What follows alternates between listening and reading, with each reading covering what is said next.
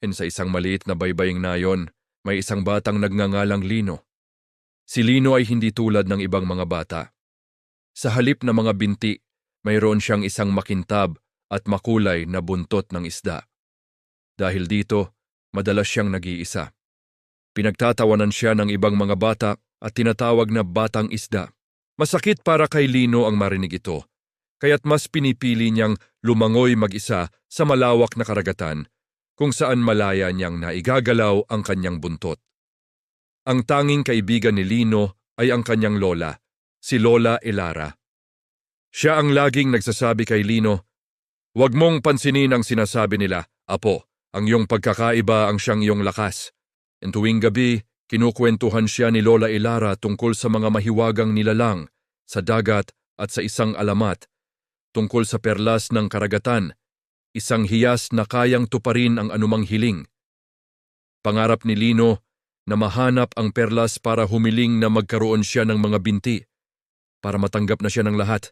Isang araw, habang lumalangoy si Lino sa isang bahura na hindi pa niya napupuntahan, nakakita siya ng isang kumpol ng mga isdang naipit sa isang malaking lambat na bakal.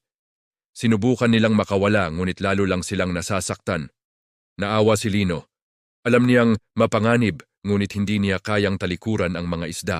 Gamit ang kanyang malakas na buntot, buong lakas niyang hinampas ang kandado ng lambat. Sa unang pagsubok, wala. Sa pangalawa, medyo nayupi ito. Hindi siya sumuko. Sa ikatlong malakas na paghampas, bumukas ang kandado at nakawala ang mga isda.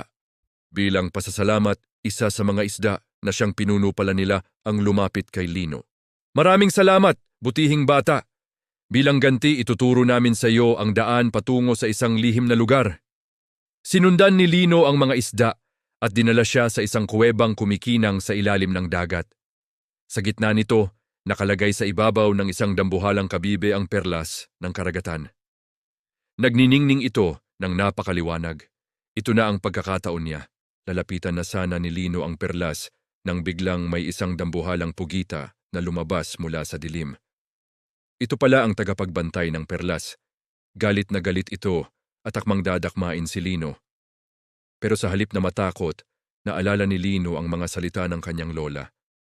Ginamit niya ang kanyang bilis sa paglangoy at ang lakas ng kanyang buntot para iwasan ang mga galamay ng pugita. Hindi niya ito sinaktan. Sa halip, ginulo niya ang mga bato sa paligid para maipit ang mga galamay nito. Nang makita ng pugita na hindi siya sinaktan ni Lino, kahit may pagkakataon ito, huminahon ito. Nagsalita ito sa isip ni Lino, "Bakit mo ako tinulungan?" Sumagot si Lino, "Dahil hindi solusyon ang pananakit." Humanga ang pugita sa kabutihan ni Lino. "Karapat-dapat kang humiling sa perlas," sabi nito. Ngunit habang tinititigan ni Lino ang perlas, nagbago ang isip niya.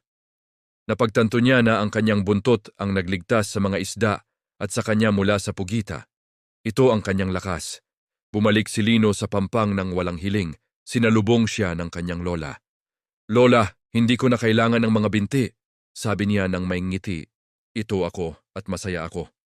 Mula noon, hindi na niya pinansin ang mga panunukso. Sa halip, ginamit niya ang kanyang buntot para tulungan ang mga mangingisda, iligtas ang mga nilalang sa dagat, at ipakita sa lahat na ang pagkakaiba ay hindi kahinaan, kundi isang pambihirang katangian. Hindi nagtagal, ang batang isda ay naging si Lino, ang bayani ng karagatan. Nakuha niya ang respeto at paghanga ng lahat. Hindi dahil nagbago siya, kundi dahil tinanggap niya kung sino talaga siya.